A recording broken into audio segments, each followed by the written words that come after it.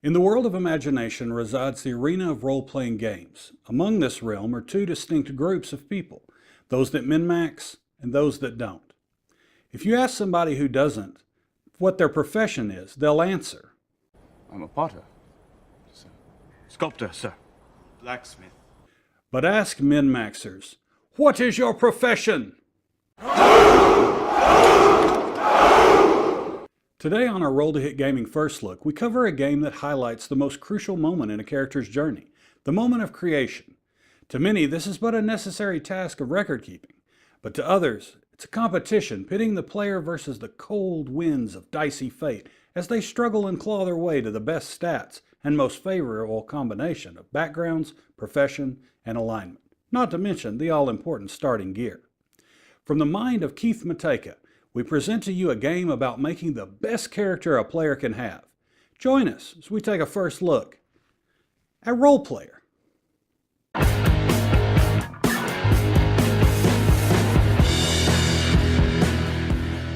This is a Roll to Hit Gaming First Look.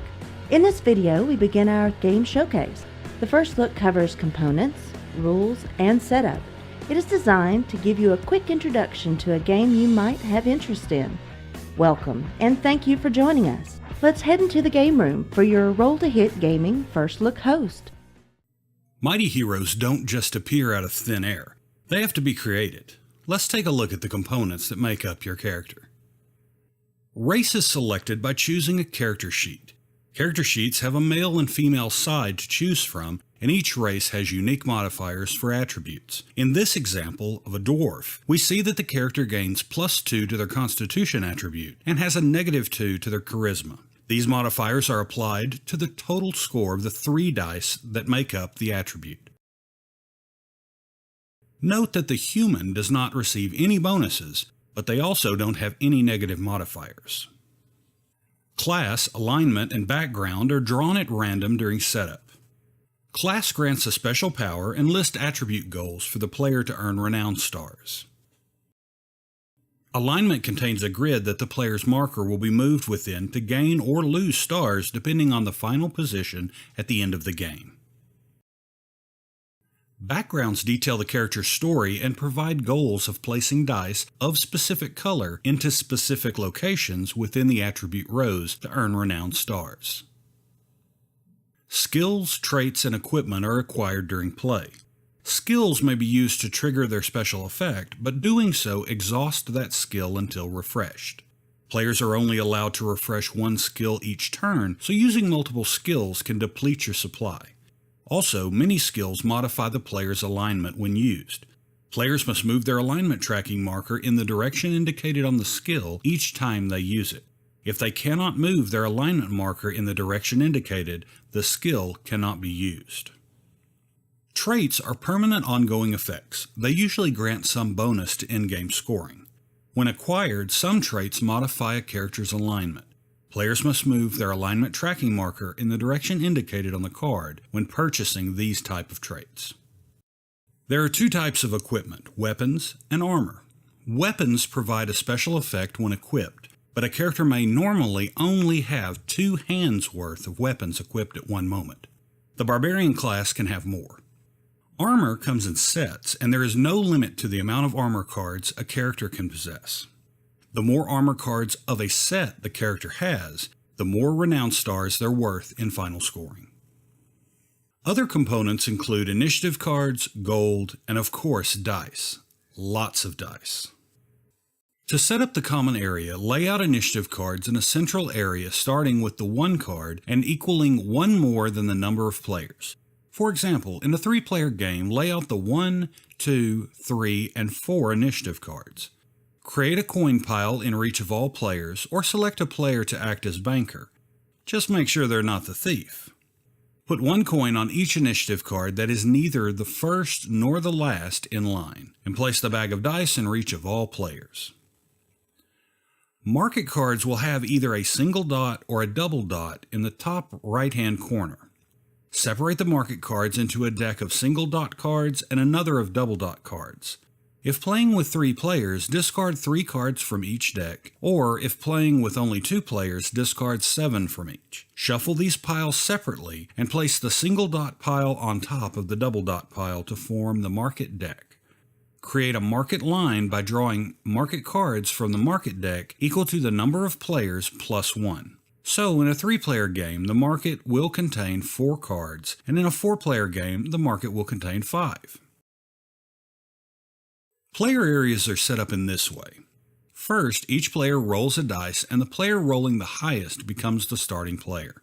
Place all dice back in the bag after this and give it a good shake.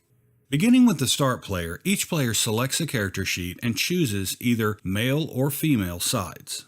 Each player takes 5 gold from the supply and places it on their character sheet, with a 3rd player receiving 1 additional gold and a 4th player receiving 2 additional gold.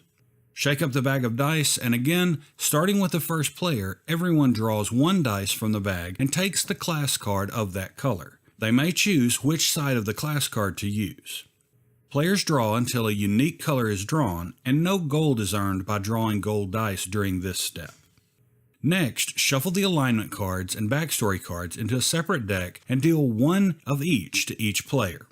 Players place these cards in the spaces marked on their character sheet. They also place 1 of their player markers in the center square of the alignment grid. The other player marker can be placed on the class card. Finally, beginning with the start player, each player draws their starting dice from the bag. The number of starting dice is equal to the number of players plus 4. Each player rolls their starting dice and arranges them on their character sheet in the spaces of the attribute rows following these guidelines. Dice must be placed in the leftmost empty space in an attribute row. Attribute actions are not taken during setup. For each attribute row that's filled with 3 dice, gain 1 gold. For each gold dice drawn, gain 2 gold, or 4 if you're the thief class. You are now ready to play role player. Initiative is determined by the start player drawing dice from the bag equal to the number of initiative cards in the common area and rolling them. Then, the start player places those dice on the initiative cards starting on 1 with the lowest value rolled and progressing to the highest value on the last initiative card. In the case of a tie, the starting player chooses the order they're placed. The cards and the dice will be arranged as shown here. And remember that the middle initiative cards contain an extra gold coin. Next, in the dice phase, players take turns choosing which initiative cards and its included dice and possible coin they will take. The start player chooses first, and selection continues clockwise around the table. On their turn, the player marks their chosen initiative card with their player token, takes the dice on top and any coin on top. Once all players have selected their initiative cards, dice placement can occur simultaneously. Each player places the dice from their initiative card in their leftmost empty space on any attribute row. If the die is placed in the final space of an attribute row, the player gains 1 gold from the supply. If the player places a gold die anywhere in the attribute row, they gain 2 gold from the supply. Placing a die in an attribute row allows players to take the attribute action associated with that row, if they choose to. The attribute actions are as follows. Strength actions allow the player to flip any die currently on their character sheet, including the dice that they've just placed in strength, to the opposite side of the die. For example, a die showing a value of 1 would be flipped to show the opposite side value of 6. Showing a value of 4 would flip to the opposite value of 3. Dexterity actions allow the player to swap 2 of their dice from their character sheet with each other without changing the values. Here's an example of this action. A player could swap this die in Wisdom with this die in Strength without changing the values shown on the die. Constitution actions allow the player to increase or decrease a single die on their character sheet by 1. Note that the values cannot loop, so a 1 cannot be decreased to a 6, nor can a 6 be increased to a 1. Intelligence actions let the player re-roll 1 die from their character sheet and replace it in its original position. Once re-rolled, the player can choose to use the new value or keep the original value, but in either case, the action is spent. Wisdom actions move the player marker on alignment one space orthogonally within the bounds of the alignment grid. Players can move their marker one square up, down, left, or right if an available square exists. And finally, Charisma. Charisma actions allow the player to take a temporary Charisma token that will count as a gold piece during this round's market phase. Charisma tokens are discarded at the end of the round, so it must be used in this market phase or it will be lost. Goodwill only goes so far. Dice that are moved with attribute actions do not trigger attribute actions of their own. Once players have placed their dice and taken their attribute actions, play proceeds to the market phase, where the players may buy one market card from the supply. The player with the lowest initiative card may buy first with order proceeding by initiative value. To buy a market card, players pay the cost shown in the upper right corner of the card to the supply. Charisma tokens count as 1 gold. New cards are not added until the end of the round, so players late in initiative order will find slim pickings.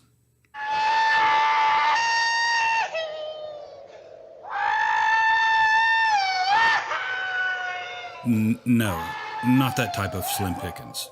You know what I mean. There is no limit to the number of armor, trait, or skill cards a player may acquire, but a player may not have more than 2 hands worth of weapons. At any time, they can discard a weapon in order to make room when they're able to buy a new weapon so that they do not have more than 2 hands worth. When a player buys a trait card, they immediately move the tracking cube on their alignment as indicated by the arrow on the trait card if possible. If a player buys a skill card, they may immediately use it. If the current player cannot or chooses not to buy a market card, they must select one to discard and receive 2 gold from the supply. When the player buys or discards a card from the market, they remove their player marker from the initiative card. When all players have finished their market phase, play continues to the cleanup phase. In the cleanup phase, unused charisma tokens are discarded. Each player may refresh 1 exhausted skill. The remaining die from the unchosen initiative card is returned to the bag, the remaining market card is discarded, and a new set of market cards are drawn. If the market deck is depleted, shuffle the discard pile to form a new deck. Single dots and double dots together this time. The middle initiative cards receive a gold piece, and finally, the start player passes the dice bag to the left, and that player becomes the new starting player. The game ends once all players have completed every space in their attribute rows. Reputation stars are counted to determine the winner. Attribute goals are scored if the value of the attribute matches the goal of their character's chosen class. Each die on a player's character sheet that matches the color of their class is worth 1 star. Alignment cards show stars gained or lost depending on the position of the player's alignment marker. Players gain or lose a number of stars for the square their marker ends on. Backstory goals are scored based on the number of attributes containing the correct colored die in the correct position as defined by the backstory card. 0 to 1 matches score 0, 2 to 3 matches score 1 star, 4 to 5 matches score 3 stars, and all 6 matching scores 6 stars. Armor cards score stars based on the number of armor of matching sets with bonus stars if the armor is favored by the player's class. Note that any class can buy any armor. In this example, the player earns 4 stars for having 3 pieces of chain armor, receiving the +1 star for being a red or white class. Trait cards show the number of stars listed, if any. The player with the most star wins. Ties go to the player with the most gold, followed by the player with the fewest dice of their class color. If there's still a tie, the rules mention shared victory, but we at Roll to Hit Gaming suggest a joust to determine the final victor.